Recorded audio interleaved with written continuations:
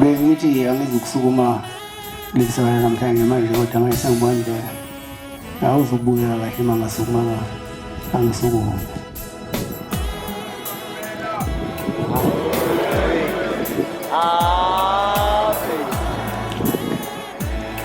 la sizofakaza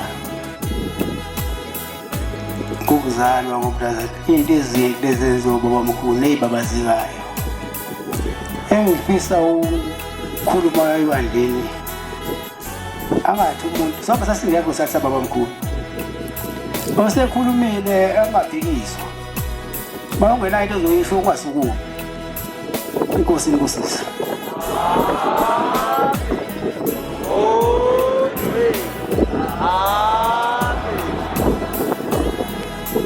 kuthiwa-ke ngelinye ilanga li eThekwini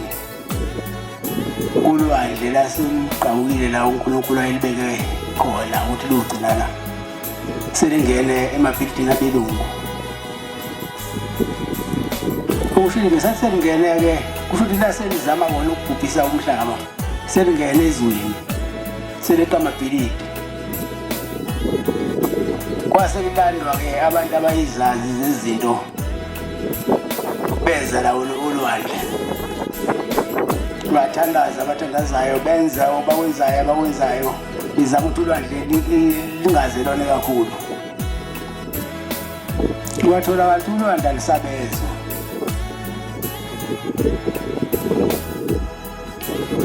kuyangena impela izweni selidinga babamkhulu kwase kuseni babamkhulu ukuthi afika azokhuluma nolwandle ngoba uyodala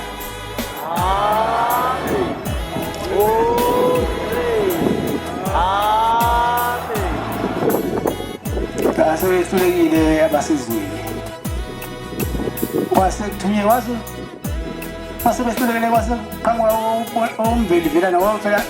nina amaNazaretha nibo bokuqala makwenza izinto nima bokugcina logulayo uqalayo la kwenziwa khona iziyaba ezizaba ahluleke bese ethwala ngamachufu etshala lethwala singenzi izaba bethu nesibusuka selesibusisa amanzi agoduka afika sindikhaya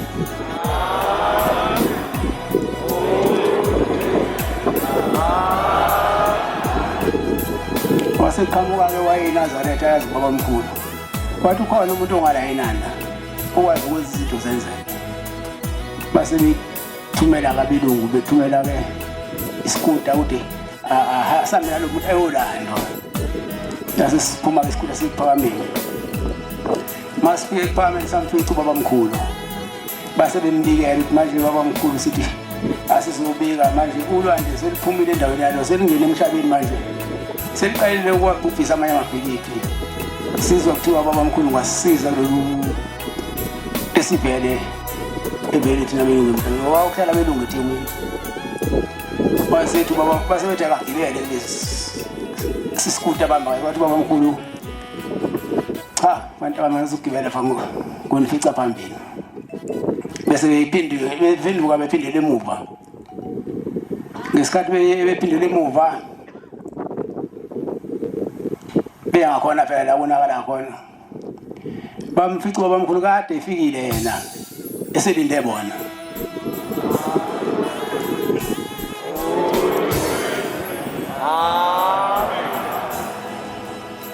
wabeka ubaba mkhulu esesondela-ke fika ibhuku lakhe esesondela kulona ulwandle ekhuluma nalo ulimi olwabongelizwanga abantu ukuthi bathini ekhuluma nolwandle wazange bezwa abantu ukuthi uthini manje asekhuluma wasephusha ngehookstick yakhe ayayidololozela ngayo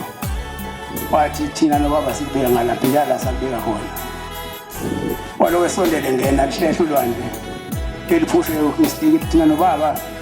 lasakhale umhlaba sikubeka ngalapha njalo sakubeka khona lahlehla ulwandle laze lafika la okwathi kudala umhlaba basebebeka khona wathi lapho besakubeka khona la ungaphinde uweqe lo mngcele uzohlupha abantu